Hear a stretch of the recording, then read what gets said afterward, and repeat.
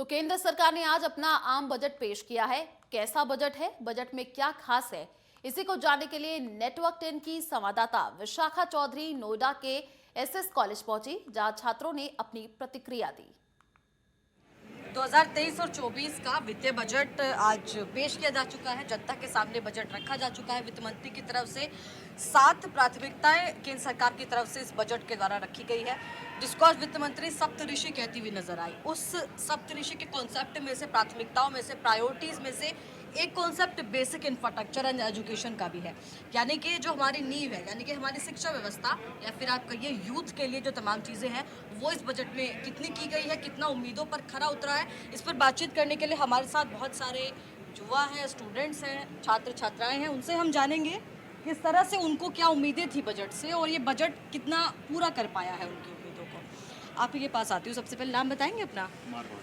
गौरव जी, आपको क्या लगता है, आप बजट से आप क्या उम्मीदें रख रहे थे, अभी क्या पढ़ रहे हैं आप? अभी मैं बीए फर्स्ट ईयर का स्टूडेंट हूँ। एमबीए के आप स्टूडेंट हैं, क्या सोचते हैं आप कि गवर्नमेंट आपके लिए क्या करे इन फ्यूचर? आप एज अ करियर ऑब्जेक्टिव क्या चुनेंगे? आप नौकरी करना पसंद करते हैं या फिर आप जैसे अभी गवर्नमेंट जो है वो स्कीम लेकर आ रही है, आप खुद का स्टार्टअप तैयार करना चाहते हैं, और जो भी चीज़ें आप चाहते हैं इस बजट में आपको अपने लिए क्या दिखाई दिया?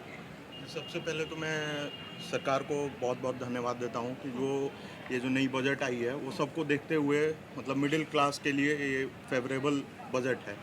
और जैसा कि हमने देखा कि बजट में आया है स्किल इंडिया 4.0, जिसमें 30 न्यू स्किल्स इंडिया स्टार्टअप्स के लिए वो मतलब सेंटर खोल रहे हैं, जहाँ पे स्टूडेंट्स वहाँ जाके अपना स्किल डेवलप करेंगे और जो उनका स्टार्टअप करने हैं उसके बारे में उनको नॉलेज और इंटरनेशनली नॉलेज भी उसमें दिया जाएगा। फिर वो बताया गया है 157 मेडिकल कॉलेज 2014 के बाद खुले हैं हमारे देश में। उसके कोलेशन के साथ न्यू 157 मेडिकल कॉलेजेस और खोले जा रहे हैं। 5G जो अभी लॉन्च हुआ है इंडिया में, उसके डेवलपमेंट के लिए 100 न्यू लैब्स हमारे गवर्नमेंट ने उसके लिए, और IITs में रिसर्च एंड डेवलपमेंट के लिए ने मतलब विंग उसको बनाने के लिए तैयार किया है। जो एकलव्य स्कूल्स हैं, 740 स्कूल हैं, उस पर 38,000 से ज़्यादा मतलब टीचर्स को रिक्रूट करने के लिए जो मतलब, और फिर जो मतलब मिडिल क्लास से देखा जाए तो मिडिल क्लास में जो टैक्स का है पहले 5 लाख घटाया गया। हाँ, 5 से 7 लाख करना कर दिया गया, कितना 0%। आप मानते हैं कि कितनी उम्मीदें थी? 5 से कोई कह रहा था कि 6 लाख कर दिया जाएगा, लेकिन देखिए बहुत बड़ा अंतर है 5 और 7 लाख के बीच में। सरकार ने कदम उठाया, कितना महत्वपूर्ण आप इसको मानते हैं? बहुत बढ़िया कदम है, और इसके कारण से मतलब मिडिल क्लास फैमिली को बहुत ज़्यादा मतलब राहत मिलेगी। और मैं उम्मीद करता हूँ सरकार से आगे भी ऐसे ही हम लोग के फेवर में अपना बजट बनाते हैं। आप बताइए, अपना नाम बताइए। My name is Shubham Sharma. आप बताइए, आपको क्या बजट में अट्रैक्टिव लगा? आप एक युवा हैं देश के, क्या चीज़ आप देख रहे थे कि बजट में आएगा आप लोगों के लिए और आपको वो मिला? फर्स्टली एजुकेशन के ऊपर बहुत ज़्यादा फोकस करा है गवर्नमेंट ने। इवन अब डिजिटली ज़्यादा फोकस कर रहे हैं एंड लाइब्रेरी बहुत ज़्यादा ओपन करने के लिए। डिजिटल लाइब्रेरी में आप सबसे ये सवाल पूछना चाहूँगी कि देखिए, डिजिटल लाइब्रेरी की बात तो वित्त मंत्री ने आज की है सभी के लिए, कितना महत्वपूर्ण अगर हम मानते हैं आप, अगर आप एक दिल्ली के अंदर आप सबको, नोएडा के अंदर आप सबको एक डिजिटल लाइब्रेरी अवेलेबल होती है, कैसा आप लोगों के लिए उससे हम ये कह सकते हैं कि कितना इम्प्रूव एजुकेशन सिस्टम हो सकता है वन बाय वन? बहुत इंपॉर्टेंट होता है लाइब्रेरी बेसिकली। जैसा गवर्नमेंट परमिशन करते हैं तो लाइब्रेरी बहुत इंपॉर्टेंट होती है हमारी लाइफ के लिए, क्योंकि एंड साइड बाई साइड बहुत सारी बुक्स मिल जाती है, अवेलेबल होती है।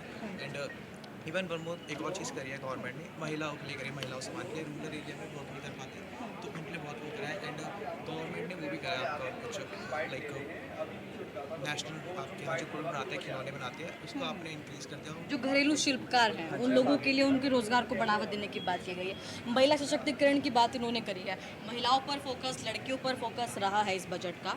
और वित्त मंत्री भी आप देखिए एक महिला है जो देश का पूरा वित्त बजट हम कह सकते हैं लेकर आई है। कितना महत्वपूर्ण आपको लगता है कि अगर आप एक युवा फीमेल के हिसाब से अगर आप बात करें, एक महिला के हिसाब से बात करें, क्या लगता है बजट में क्या चीज़ें हैं जो आपको आगे बढ़ने में मदद कर सकती हैं? उन्होंने हमारे इस बजट में वुमेंस के लिए 7.5% इंटरेस्ट दिया है, जो कि 2 साल के लिए valid. That is the best thing जो अभी लेकर आए हैं, और उसके ऊपर एक बहुत बड़ी योजना भी बनी है। तो इससे असर ये होगा कि हमारी देश की महिलाएं अब जल्दी से जल्दी अकाउंट खुलवाएंगी और मोर ऑन हमारी digital focus more on improve होगा। जैसा कि एक चीज़ बहुत अच्छी हुई है इस बजट में कि हमारे वित्त मंत्री जी ने इन्वायरमेंट कॉन्शियस पूरा हमें मोर फोकस किया इस पर। जो कि उन्होंने बेस्ट ये किया कि मोर ऑन उन्होंने इलेक्ट्रिक व्हीकल्स पर बहुत फोकस किया इस टाइम पे, और वो होना भी चाहिए क्योंकि अब आगे का दौर हमारा इलेक्ट्रिक ही चलने वाला है इसी वजह से। ग्रीन एनर्जी की बात आपने की है, ग्रीन इकोसिस्टम के तहत सब जो डेवलपमेंट है वो अब पूरा हम ये कह सकते हैं इकोसिस्टम को मेंटेन करके गवर्नमेंट का पहला जो प्रायोरिटी है वो यही रहा है। उन्होंने ग्रीन डाला भी है बजट के अंदर कि सबसे पहले अब ग्रीनरी और इसके साथ हरित ऊर्जा के तहत जो विकास है वो करेंगे। क्या लगता है जो फिलहाल अगर हम बात करेंगे जलवायु परिवर्तन जैसे मुद्दों की, ग्लोबल वार्मिंग जैसे मुद्दों की, तो सरकार कंसिडर कर रही है इन सब बड़े बड़े मुद्दों को भी?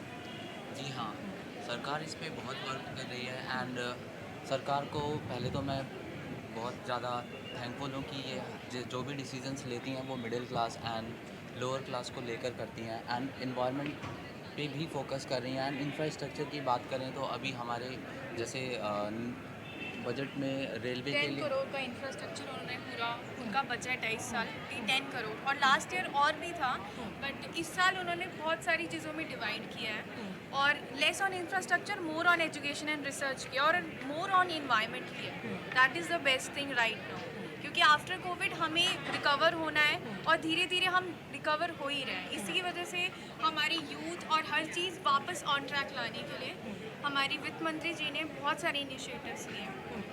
बिल्कुल। और देखिए जहाँ एजुकेशन सिस्टम खड़ा हो गया था कोविड काल में जाकर कि आप लोगों के सामने, हम लोगों के सामने इवन ये एक ऑब्जेक्टिव था कि ऐसे एज अ करियर हम क्या करेंगे अगर इसी तरीके की सिचुएशन रहती है। अब वहाँ से निकालना गवर्नमेंट को देखिए फ़िलहाल बहुत इंपॉर्टेंट हो जाता है और इसीलिए अब गवर्नमेंट ने सेक्टर आप कहिए, बेसिक इंफ्रास्ट्रक्चर आप कहिए, इन सब पर निवेश किया है। आप यही अपनी बात कहें। हाँ, तो जैसा कि मैंने बताया कि यहाँ पर हमारी गवर्नमेंट इंफ्रास्ट्रक्चर पे भी काफ़ी फोकस कर रही है। अभी हमारे जो करंट बजट में है 1.40 लाख करोड़ रेलवे को दिया गया है, तो ये भी हमारे लिए काफ़ी अच्छा है। बिल्कुल। कनेक्टिविटी की अगर हम बात करते हैं तो देखिए रेलवे एक बहुत बड़ा कनेक्टिव सिस्टम हमारे देश के अंदर है और मेजर मास को इफेक्ट करने वाला है। कनेक्टिविटी पर बढ़ाया गया है, रेलवे पर बढ़ाया गया है। पहले विपक्ष लगातार कह रहा था कि देखिए रेलवे की नौकरियां खत्म कर दी गई हैं, अब रेलवे का बजट सरकार बढ़ा रही है, तो कहीं ना कहीं आप लोगों के लिए भी करियर ऑब्जेक्टिव वहाँ पर खुलेंगे आने वाले दिनों में। जी बिल्कुल। लेकिन इस चीज़ पे अगर गवर्नमेंट थोड़ा सा फोकस करे कि जो भी कैरियर के लिए लोगों को जॉब के लिए जो भी वैकेंसी आती है उसको सही तरीके से उसको क्लियर किया जाए, क्योंकि बहुत ज़्यादा ये सबसे बड़ा सेक्टर होता है रेलवे जिसमें बहुत सारी वैकेंसियाँ वो निकलती है और उस चीज़ को क्लियर नहीं किया जाता है। तो गवर्नमेंट के लिए बहुत वो है कि इस चीज़ में क्लियरिटी आए और जॉब अपॉर्चुनिटी बहुत ज़्यादा है और यूथ की एक्सपेक्ट है कि हाँ मुझे जॉब मिलेगी इस सेक्टर में। अच्छा, एक one district one product ODOP, ये सब आपने सुना है, शब्द सुना है? ये वन यूपी में आप सभी के आपके अब ये केंद्र में भी अपना ली गई है योजना ODOP और इसमें बहुत बड़ा निवेश इस बजट में सरकार लेकर आई है। यानी कि एक जिले के अंदर आप एक प्रोडक्ट को बढ़ाइए, वहाँ पर बहुत सारे रोजगार आपको मिलेंगे। ये बात आज बजट के अंदर रखी है। क्या लगता है आपको ये रोजगार बढ़ाने का युवाओं को की एक जो सबसे बड़ी मांग है, क्योंकि देखिए सबसे ज़्यादा संख्या में आज हमारे पास युवा हैं, सबसे यूथ कंट्री हैं हम, और फिलहाल अगर युवाओं की आकांक्षाओं पर पूरा करती है सरकार तो देश आगे बढ़ेगा जाहिर तौर पर। कितना सही मानती है आप इस योजना को? इस योजना से हमारे देश के युवा को एक प्रेरणा मिलेगी कि उन्हें और बिजनेस में इनिशिएटिव और इन्वेस्टमेंट करनी चाहिए, क्योंकि हम India is a land of skills and enrichment and new ideas. India पूरी तरह से फील्ड है इससे, तो इसलिए हमें मोर ऑन जॉब में अपने खुद के बिजनेस पे फोकस करना चाहिए ताकि हम अपनी कंट्री से एक्सपोर्ट ज़्यादा कर सकें और इंपोर्ट हमारा डाउन हो, मोर ऑन मोर। इसीलिए हमारे जो इनिशिएटिव है योगी आदित्यनाथ जी का वन डिस्ट्रिक्ट वन प्रोडक्ट बहुत बड़ा इनिशिएटिव था, जो कि हमारे वित्त मंत्री जी ने इसको काफ़ी बखूबी आगे बढ़ाया और उम्मीद है कि इसको पूरे देश में और फैलाया जाएगा और भी बिजनेस ओपन्स होंगे। एज हम MBA स्टूडेंट्स हैं, मोर ऑन हम बिजनेस पर हम अपना फोकस करना चाहते हैं और हम इसी के बारे में अभी पढ़ भी रहे हैं। तो ये है इनिशिएटिव बेस्ट हमारे लिए भी और देश के युवा के लिए भी। और जो हमारा जो अभी इंफ्रास्ट्रक्चर है अभी मोर ऑन हम जॉब रिलाइड हैं सभी, एटमोस्ट 80-60। तो क्या लगता है आपको कि जॉब रिलायबल केवल आप स्टडी के बाद आप एक जॉब ले लीजिए वही एक ऑब्जेक्टिव करियर होना चाहिए, या मेक इन इंडिया की बात कर रही है सरकार, स्किल डेवलपमेंट की बात करिए, स्टार्टअप्स की बात करिए, और देखिए उनमें कितना बड़ा निवेश सरकार लेकर आई है। आप लोगों को नहीं लगता कि अब जो यूथ है वो स्टार्टअप्स की तरफ बढ़ रहा है, अपने खुद के बिजनेस और रोजगार देने की बात कर रहा है? इस पर आप क्या कहेंगे? अपना नाम बताइए। मेरा नाम मनमीत कौर है, मैं एमबीए की स्टूडेंट हूँ। जैसे कि पहले तो बधाई हमारे सरकार को जिन्होंने ये बजट प्रेजेंट किया। तो हमारा इंडिया जैसे कि मेक इन इंडिया के साइड बढ़ रहा है, तो इसको देखते हुए जैसे कि जो हमारा बजट में ये बताया गया एमएसएमई के सपोर्ट में बजट भी लाया गया है। उसमें एमएसएमई हमारा ज़्यादातर जो इंडिया है वो छोटे रोजगार पे, जो स्किल्स एंड डेवलपमेंट पे, जो छोटे कारीगर, उन सब चीज़ों पे डिपेंड्स हैं। तो ये पहले हमारे लिए ज़्यादा ज़रूरी है कि पहले हम उनके डेवलपमेंट के लिए कुछ करें, जो कि हमारे बजट में बताया गया। एमएसएमई के लिए अच्छा एक बजट प्रेजेंट किया गया है, उससे उनको एक मोटिवेशन मिलेगा ताकि वो अपना एक नया बिजनेस स्टार्टअप लॉन्च करें, ना कि ज़्यादातर वो किसी जॉब पे या अदर किसी चीज़ों पे डिपेंड रहें। और ज़्यादातर ये बजट जो है ये मिडिल क्लास फैमिली को टारगेट किया गया है, उनके लिए बहुत अच्छी चीज़ें आई हैं। लाइक ये प्रधानमंत्री आवास योजना जो 47,000 करोड़ का बजट प्रेजेंट किया गया है, इससे हमारे के अर्बन, जो रूरल और अर्बन दोनों ही एक इंफ्रास्ट्रक्चर मिलेगा हमारा। और टैक्स के लिए भी अच्छा काम किया गया है, जैसे कि 7 लाख तक के लिए हमें कोई टैक्स पे नहीं करना। और अभी तक का जो सबसे हाईएस्ट सरचार्ज चल रहा था, दैट इज़ 42.74% सरचार्ज, उसको अब कम कर दिया गया। और अभी का जो हाईएस्ट प्रेजेंट हुआ है वो 39% है, जो कि सरचार्ज में हाईएस्ट था 39, जो अब है 25%।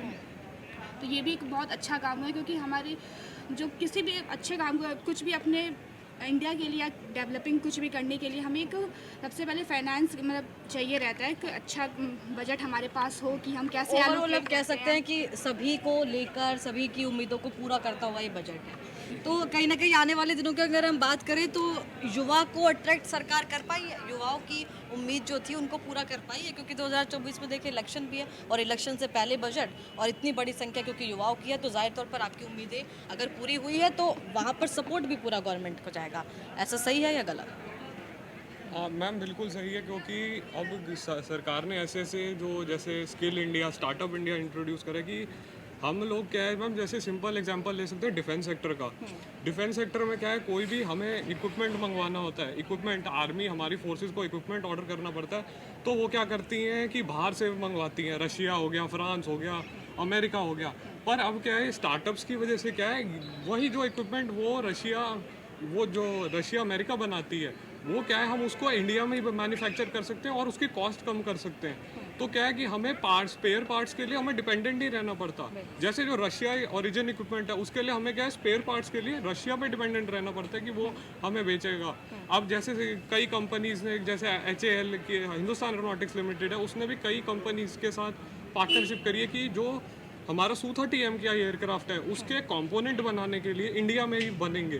तो उससे ये है कि हम अब रशिया पे डिपेंडेंस कम कर सकते हैं और उसमें हम अपनी टेक्नोलॉजी भी डाल सकते हैं। बिल्कुल, यानी कि इंपोर्ट को हम कह सकते हैं कि पूरी तरह से घटाया जाए और एक्सपोर्ट को बढ़ाया जाए। और उसी को लेकर देखिए बजट जो है वो आज पेश हुआ है। युवाओं को आपने सुना, यूथ को आपने सुना, वो क्या कह रहे हैं, किस तरह से शिक्षा व्यवस्था हो, बेसिक इंफ्रास्ट्रक्चर हो, स्किल डेवलपमेंट हो, सभी पर सरकार का ये जो बजट है वो खरा उतरा है। ये देखना होगा कि जिस तरह से सरकार की तरफ से जो तमाम बातें की गई है वो निवेश कब तक कहाँ हो पाता है।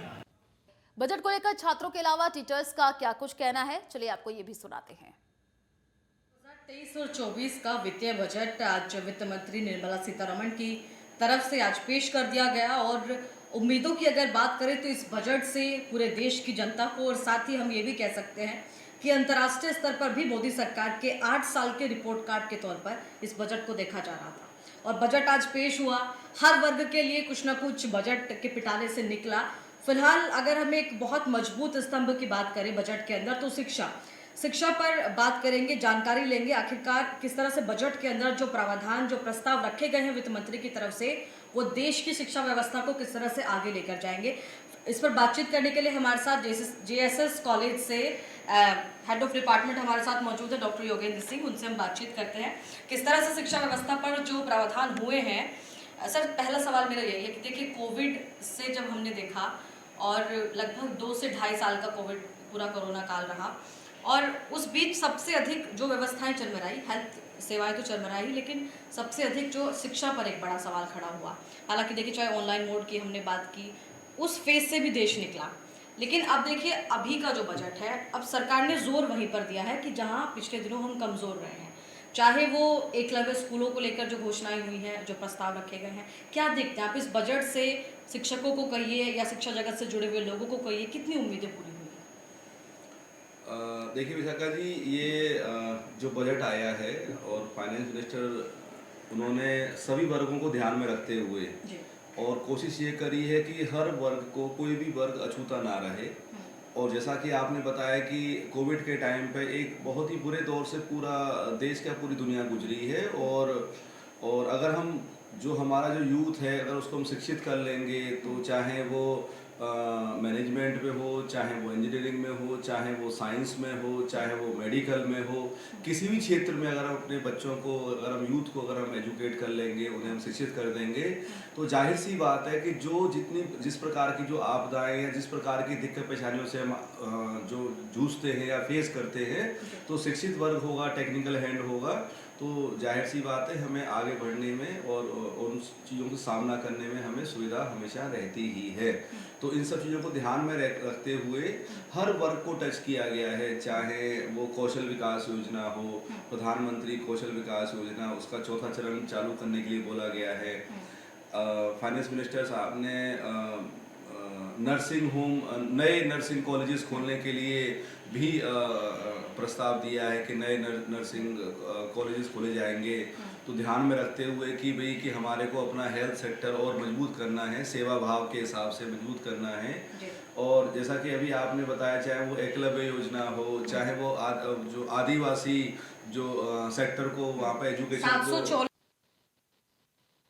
40 कॉलेज आप देखें कि पूरे देश में यदि खोले जाते हैं एकलव्य योजना के तहत, और खास तौर पर जो आदिवासी बच्चे आते हैं उनके लिए योजना लाई गई है। तो कहीं ना कहीं आप ये कहेंगे कि जो देश का सबसे निचले स्तर पर जाकर जो चीजें थी, जो लोग थे, उनके लिए सरकार ने इस बजट के माध्यम से सोचा है। हाँ, अंतिम पंक्ति में बैठे हुए अंतिम व्यक्ति तक पहुंचने का एक प्रयास है, जिसमें कि देश के हर हिस्से से, हर कोने से, और खासकर जो दूर दराज क्षेत्र में, आदिवासी क्षेत्र में भी सबको शिक्षा का अधिकार है, सबको आगे बढ़ने का अधिकार है। और चाहे वो शिक्षा हो, चाहे चिकित्सा हो, सभी का एक अधिकार है। तो सरकार ने, फाइनेंस मिनिस्टर साहब ने और मैडम ने पूरी कोशिश करी है हर वर्ग को वहाँ तक पहुँचने के लिए। और ये जाहिर सी बात है कि भाई कि बच्चों को भी मौका मिलेगा आगे बढ़ने का, प्लस जो उसमें जो शिक्षकों की भर्ती होगी, इससे एक जो एजुकेशन सेक्टर में एक बूम भी आएगा, क्योंकि मौका मिलेगा उन लोगों को। तो ये तो जी। और एक सवाल मेरा ये भी रहेगा कि देखिए, अब सरकार ने एक तो स्किल डेवलपमेंट की आपने बात की है कि हर एक, चाहे वो युवा वर्ग है या जो भी उसके अंदर उसकी प्रतिभा मौजूद है, उस पर उसको उभारना और उसी को उसके रोजगार के तौर पर विकसित करना, ये एक बहुत अच्छा कदम जो है वो सरकार का। क्योंकि देखिए इतनी बड़ी जनसंख्या हमारी है, उन इतनी बड़ी जनसंख्या को सबको सरकारी नौकरी उपलब्ध कराना संभव नहीं है। तो यही एक तरीका है सबको रोजगार देने का, सबको आगे बढ़ाने का। इस पर सरकार ने जोर दिया और लगातार देखिए इस बजट के माध्यम से एक बहुत बड़ा निवेश सरकार करने जा रही है स्किल डेवलपमेंट के क्षेत्र में। देखिए सागा जी, जो मेक इन इंडिया तो एक पार्ट था ही, एक आत्मनिर्भर भारत। देखिए जब हम प्रधानमंत्री कौशल विकास योजना की जब लोग बात कर रहे होते हैं, उसका मकसद बेसिकली यही था कि देखिए आपने खुद बताया कि सभी के लिए रोजगार बनाना किसी भी सरकार के बस का नहीं होता। लेकिन अगर हम एंटरप्रेन्योर्स, अगर हम नए जो यंग एंटरप्रेन्योर्स अगर हम वो स्थापित कर दें, तो वो जो व्यक्ति आज रोजगार मांगने के लिए लाइन में खड़ा होता है, वो रोजगार देने वाला हो जाता है। तो जो प्रधानमंत्री कौशल विकास योजनाएं हैं या जो हमारा आपके नए स्टार्टअप्स के लिए जो प्रोत्साहन हैं, तो उन सब चीज़ों से हमारा क्या होता है कि हमारे जो नए एंटरप्रेन्योर्स हैं, नई इकाइयाँ, लघु इकाइयाँ, सूक्ष्म इकाइयाँ, उनके लिए भी प्रावधान दिया गया है। भाई 3 करोड़ तक के जो काम करने वाले लोग हैं, उनको भी टैक्स में रिबेट मिलेगी। ऐसा जो मैं बजट देख रहा था, उनको भी थोड़ा सा उनको राहत मिलेगी। और तो इन सब चीज़ों से क्या होगा, एक जो हम आत्मनिर्भर बनने की तरफ जो बढ़ रहे हैं, तो उससे हमें को बल मिलेगा। उस दिशा में कदम बढ़ा रही है सरकार। एक सवाल ये भी आता है कि देखिए अलग अलग राज्यों से, चाहे वो बिहार है किसी एक पर्टिकुलर राज्य की अगर हम बात ना करें, शिक्षकों की प्रतिभा या शिक्षकों की वैल्यू इवोल्यूशन पर भी सवाल खड़े होते हैं। जब सरकारी स्कूलों के अंदर पहुंचते हैं, बहुत सारी चीज़ें निकल कर सामने आती हैं कि टीचर जो व्यक्ति पढ़ा रहा होता है उसको खुद नहीं पता कि वो बच्चों को क्या पढ़ा रहा होता है। शिक्षकों की ट्रेनिंग को भी देखिए बजट में इन्वॉल्व किया गया है और ये वित्त मंत्री की तरफ से कहा गया कि अब शिक्षकों को ट्रेन किया जाएगा, उसके बाद अलग अलग विद्यालयों के अंदर उनकी तैनाती होगी। ये एक बहुत अच्छा कदम है कि बेस को यानी कि नींव को, जो हमारा बेसिक स्ट्रक्चर है, उसको मजबूत सरकार कर रही है शिक्षा व्यवस्था की। देखिए ये बहुत ज़रूरी है और बड़ा ही ये क्या नाम है पूरे विश्व में एक चीज़ मतलब मान्यता अब से नहीं, युगों से, जब से सृष्टि का निर्माण हुआ तब से जानते हैं कि जहाँ गुरु का सम्मान होगा, जहाँ शिक्षक का सम्मान होगा, वही देश, वही व्यवस्था, वही आगे बढ़ेगी। क्योंकि भाई समाज को बनाने वाले, समाज को चलाने वाले, समाज को दिशा देने वाले एक शिक्षक होते हैं, गुरु होते हैं। तो अगर उनको हम और अच्छी तरीके से ट्रेन कर देंगे, उन्हें मजबूत कर देंगे, उनके हम फाउंडेशन और अच्छी तरीके से बना देंगे, तो हम बच्चों को, जो शिक्षक हैं, वो बच्चों को और अच्छी तरीके से और मजबूती से सही दिशा दे पाएंगे और टेक्निकल हैंड दे पाएंगे। तो उसमें एक अच्छा है भाई ट्रेनिंग होनी चाहिए, ट्रेनिंग होती है तो इससे उनको बल मिलेगा और जो उनके पास स्किल्स हैं उनको और शार्पनेस मिलेगी और पूरी मजबूती के साथ। बिकॉज जब हम ट्रेनिंग कर रहे होते हैं तो उसमें कई सारे ऐसे मॉड्यूल्स होते हैं, कई सारे तरीके होते हैं। भाई आपको फॉर एग्जांपल हम कम्युनिकेशन स्किल्स ही हैं तो आप बड़े अच्छे, आपको मैथमेटिक्स फॉर एग्जांपल आता है, वो आपको कई जितने कॉन्सेप्ट्स आपको आते हैं, बट उन कॉन्सेप्ट्स को बच्चों तक सही तरीके से पहुंचाना कैसे है, कोई कम्युनिकेशन बैरियर ना रहे, कोई लैंग्वेज बैरियर ना रहे, जो कि हमने एनईपी में भी हमने उसको मेंशन कर रखा है, ले रखा है। उन्हीं चीज़ों को चलाते हुए सरकार आगे चल रही है। तो बहुत अच्छा कदम है, बहुत ज़रूरी है। अगर जितने अच्छी से अच्छी ट्रेनिंग मिल जाए तो उनकी स्किल्स और शार्प होंगी और इसका फ़ायदा सीधे बच्चों को मिलेगा। और आत्मनिर्भर बनने की दिशा में जो बात करती है सरकार या हम लोग बात कर रहे हैं, वो कहीं ना कहीं सक्षम होगा। ओवरऑल अगर बात करें तो बेसिकली चाहे वो शिक्षा की दृष्टि से हो, रोजगार की दृष्टि से हो, बजट आपके हिसाब से एक शिक्षा प्रणाली से जुड़े हुए हैं आपके हिसाब से शिक्षा व्यवस्था के लिए कितना महत्वपूर्ण बजट इस बार का रहा है? देखिए बड़ा अच्छा बजट है और भाई हम साल दर साल और आगे बढ़ते ही जा रहे हैं। और देखिए हर चीज़ एकदम से नहीं हो सकती है, लेकिन स्टेप बाय स्टेप हम कई सारे पहलुओं को हमने उसमें कवर किया है, जो मैं समझता हूँ कि आने वाले समय में शिक्षा प्रणाली को और मजबूती प्रदान करेगी और ये सभी के हित में चौतरफा विकास होगा। अगर हम अच्छे शिक्षक बना देंगे तो हम अच्छा भविष्य बना पाएंगे, आगे हम बच्चों को अच्छी शिक्षा दे पाएंगे, अच्छी दिशा दे पाएंगे।